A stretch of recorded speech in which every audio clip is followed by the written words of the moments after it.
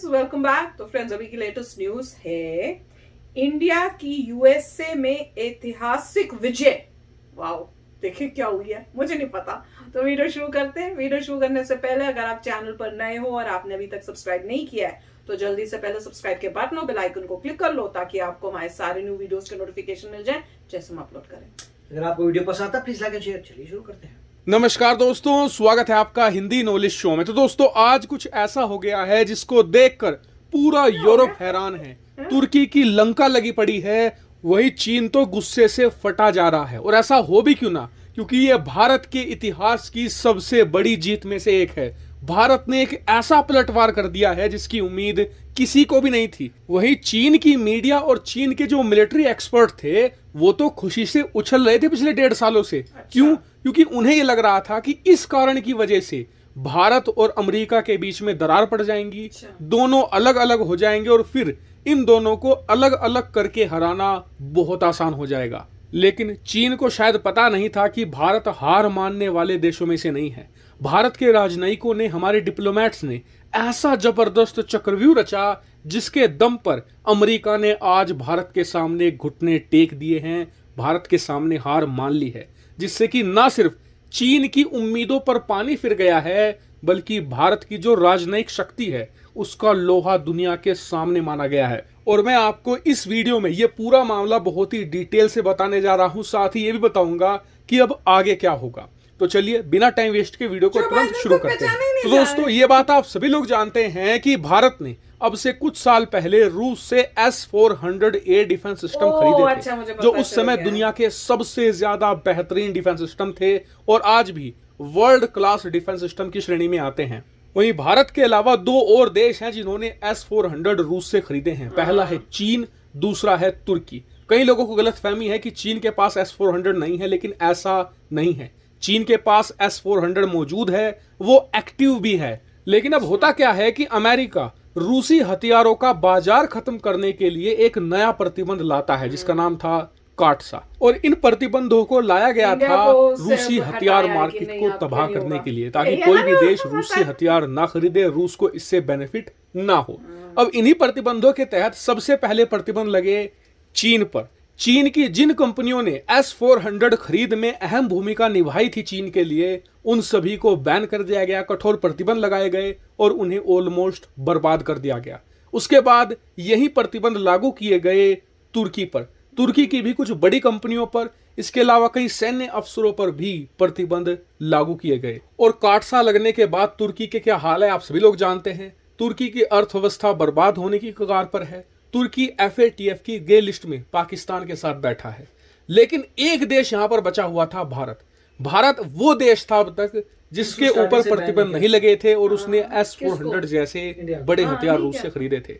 पिछले 1.5 साल से डिबेट चल रही थी कि भारत पर प्रतिबंध लगेंगे या नहीं लगेंगे, लेकिन आज इस पर तस्वीर साफ हो गई है। अमेरिका भारत के सामने झुक गया है और वो भारत को काटसा से वेवर देने को अब तैयार है। इसको लेकर आज ही अमेरिका के हाउस ऑफ रिप्रेजेंटेटिव में एक विधेयक लाया गया और उस विधेयक पर वोटिंग हुई जो पास भी हो गया। और अच्छी बात यह रही कि अमेरिका के इस निचले सदन में, यानी कि अमेरिका के इस लोकसभा में भारत के पक्ष में बम्पर वोट पड़े हैं। चाहे पक्ष की पार्टी हो, विपक्ष की पार्टी हो, सबने भारत के लिए जमकर वोट किया है।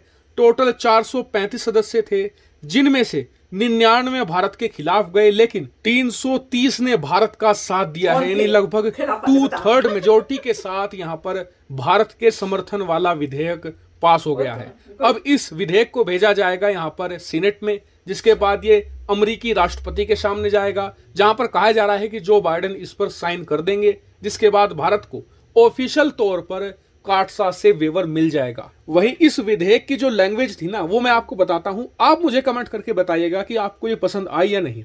इस विधेयक में कहा यह गया है कि अमेरिका को भारत को काटसा से वेवर देना चाहिए, भारत पर प्रतिबंध नहीं लगाना चाहिए, क्योंकि भारत का पड़ोसी एक चीन जैसा देश है जो आक्रामक है। ऐसे में भारत को आत्मरक्षा का अधिकार है, ऐसे हथियार खरीदने का अधिकार है जिससे कि वो अपनी सुरक्षा कर सके। लेकिन अमेरिका आगे ये भी चाहता है कि भारत रूसी हथियारों पर ज्यादा निर्भर ना रहे। ये पूरी एक लैंग्वेज थी। आप मुझे कमेंट करके बताइएगा कि क्या आपको ये पसंद आई या नहीं। लेकिन ओवरऑल इस पूरे मामले पर आपका क्या मानना है, कमेंट करके जरूर बताएगा। फिलहाल इस वीडियो में इतना ही। Thank you very much for watching. तो भाई फैंटास्टिक न्यूज है। वही हम कितनी बारी ऐसी न्यूज आ रही थी कि नहीं इंडिया को डाल देंगे, ये हो रहा है वो हो रहा है, और हर वीडियो में कहते थे कि नहीं डालेंगे नहीं डालेंगे। भाई पॉसिबल नहीं है। क्योंकि इंडिया के पड़ोसी जैसे बोले चाइना है जो एनिमी है अमेरिका का, और अमेरिका को पता है कि चाइना के खिलाफ कौन खड़ा हो सकता है। एक ही कंट्री है इंडिया जो खड़ा होके उसको टक्कर दे सकता है, और उसके लिए they will help out India. और जरूर आपस में बातचीत हुई भी होगी, कोई इंटरनल बातें हुई भी होंगी, जहां तक मुझे लग रहा है, between the prime minister of India and president of America, जिसमें उन्होंने जरूर कुछ ऐसी बातें की होंगी कि देखो अभी हम रशिया के साथ रहना है, हमें जरूरी है क्योंकि हम डिपेंडेंट हैं, हमें चीजें चाहिए। उन्होंने चाइना का भी बोला होगा कि हमें ये चाहिए वेपन्स चाइना के अगेंस्ट लड़ने के लिए, क्योंकि चाइना के पास पहले से ही हैं। तो सब बताया होगा एंड दे अंडरस्टूड। अमेरिका ने समझा और उन्होंने कहा ठीक है। पर वो इस साथ में भी बोल रहे हैं कि टाइम के साथ साथ, जैसे उन्होंने कहा कि रशिया के ऊपर इतना डिपेंडेंट नहीं हो, इनडायरेक्टली उनका कहने का मतलब है कि टाइम जैसे जैसे गुजरे इंडिया को कोशिश करनी चाहिए कि अब रशिया से जो है वेपन ज्यादा ना लें, उसकी जगह या खुद बनाए या किसी और कंट्री से लें। पर दिस इज जो भी रीजन हो, कुछ भी हो, इंडिया के लिए this is really a great news और बहुत ही खुशी की बात है। इससे दोनों कंट्रीज की रिलेशनशिप भी और अच्छी हो रही है। जैसे कईयों के बिकॉज ऑफ हिस्ट्री जिस तरह से पहले रिलेशनशिप्स थी जब अमेरिका पाकिस्तान के साथ था, तो जब ऐसी चीजें सुनने को मिलती है ना तो होप होती है कि वो जो डाउट्स दिमाग में कई बार आ जाते हैं ना कि पहले तो अमेरिका ने यही किया था, वो डाउट्स रहते हैं, मेरे भी दिमाग में रहते हैं। पर जब ऐसी पॉजिटिव न्यूज आती है ना तो फिर लगता है, खुशी होती है कि स्ट्रांग ऐसे रिलेशनशिप्स हों, क्योंकि जब ये स्ट्रांग रिलेशनशिप्स होंगे दोनों कंट्रीज का फायदा होगा, which is going to be amazing. Right, नहीं काफी अच्छी बात है। हमने पहले भी कहा था कि कार्डसा जो है उसको इंडिया को पे अप्लाई नहीं होगा, क्योंकि स्ट्रेटेजिकली बहुत इंपॉर्टेंट है चाइना को काउंटर करना। और ऑब्वियसली यूएस चाहे तो इसमें कोई पार्टिसिपेट ना करे, मगर वो प्रोएक्टिव कंट्री है। क्योंकि अगर वो देखे ज्योग्राफिकली यूएस जो है अपने कॉन्टिनेंट में बैठा हुआ है, यहाँ पे क्या डिस्टेबलाइजेशन होता है नहीं होता, जब तक ये सबका सब प्रॉब्लम्स वहां तक पहुंचेगी काफी डिस्टेंस है। मगर जो प्रोएक्टिव कंट्रीज होती है बोलती है नहीं, पूरे वर्ल्ड में जितना दूर भी हो, अगर छोटी सी भी प्रॉब्लम आ रही है आप वहां खत्म करिए। स्ट्रेटेजिकली आपको क्या चाहिए, आपको चाहिए कोई ऐसी कंट्री जो पावरफुल हो, जो काउंटर कर सके चाइना पे। इंडिया और इंडिया के ऑलरेडी डिस्प्यूट हो रहे हैं। एक तो ये होता है कि आपकी इंडिया की मान लीजिए कोई डिस्प्यूट नहीं होती चाइना के साथ, तो बात अलग होती, तब इंडिया कहता हमारी कोई डिस्प्यूट नहीं, सब ठीक। क्योंकि इंडिया देख चुका है कि चाइना से जब डिस्प्यूट होती है तो वो लोग पीछे नहीं जाते, वो लोग बॉर्डर पे बैठे रहते हैं, वो लोग अपनी और फोर्सेस लेके आते हैं, वो और आपको दिखाते हैं कि हम ज्यादा पावरफुल हैं। उनके न्यूज़पेपर्स में क्या क्या बयान आते हैं, वो अपनी फोर्सेस का कंपैरिजन करते हैं, ये करते हैं वो करते हैं, तो आपको पता चल जाता है कि इनसे तो आपको फाइट ही करनी पड़ेगी, शांति से कुछ बात नहीं बनने वाली जिस तरीके से हो रहा है। उसमें ये आप कह सकते हैं कि इंडिया की विक्ट्री है कि वो समझा पाया वर्ल्ड को, स्पेशली यूएस को, कि क्यों उनका केस जो है डिफरेंट है।